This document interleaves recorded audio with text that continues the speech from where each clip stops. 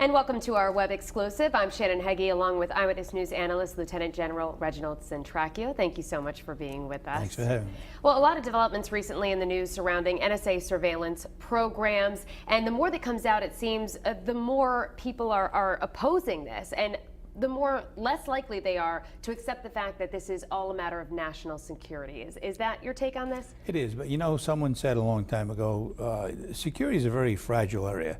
When you start balancing freedom with security, somewhere along the line, you're going to lose both.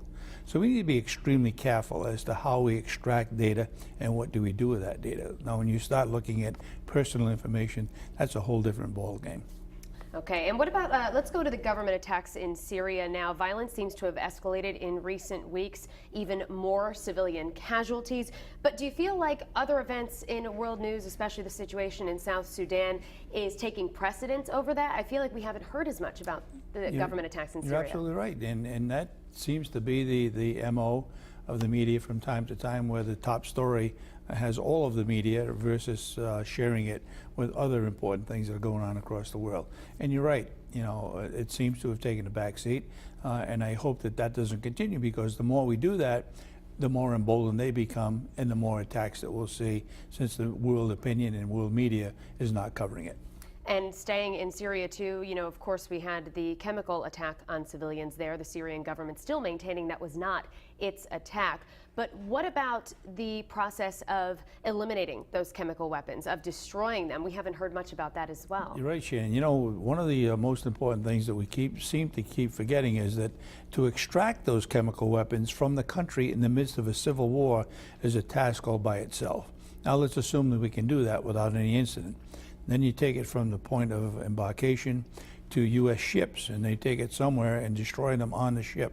But getting it from point A to point B in the midst of a civil war is going to be one tremendous task, and we haven't heard anything about that. Do you think there's a way that these are going to come back into the media?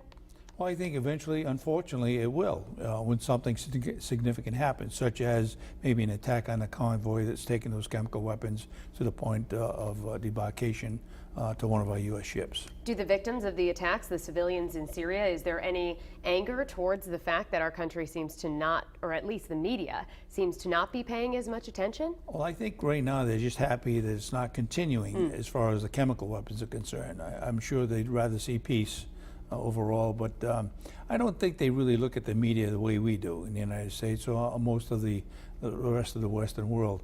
They're just happy for their little slice of whatever they have in that country, and they don't want to see continuing violence and certainly chemical weapons used. Okay, let's go back to South Sudan, because we did talk about that taking precedence over the situations going on in Syria. We've heard more and more about South Sudan. Just today, even news coming out about troops being extracted, about 150 troops from our country now being prepared, if requested, to go into South Sudan. What is happening there? Why is there these mounting fears of a civil war? You know, as long as we have American interest in any country around the world, there's an inherent responsibility that we need to make sure that American citizens are protected.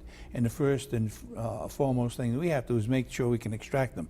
Having done that, when we take fire on those aircraft that we're trying to extract them, 4 of our soldiers were hurt, then we need to go back and come up with a different plan to go back in and make sure we can accomplish the mission.